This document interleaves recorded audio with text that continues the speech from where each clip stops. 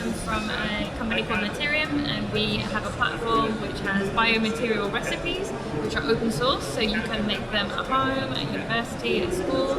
We also have different data that we're collecting about biomaterials, and we're working with scientists, artists, engineers, chemists from all over the world who are trying to help us develop these materials, material properties, and look at what we can do with them in the future. So with the Ultimaker, it normally has a nozzle that will feed through the filament.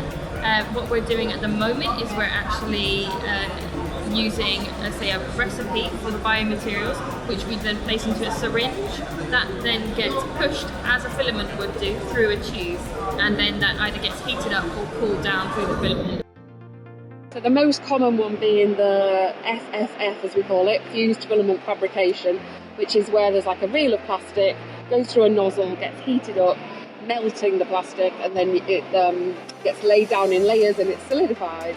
Another common one is SLA, so that's a liquid resin, and typically a UV laser that will cure, so it's like an actual chemical reaction, and it solidifies a layer, builds up the layers and makes an object. But there are many, many more.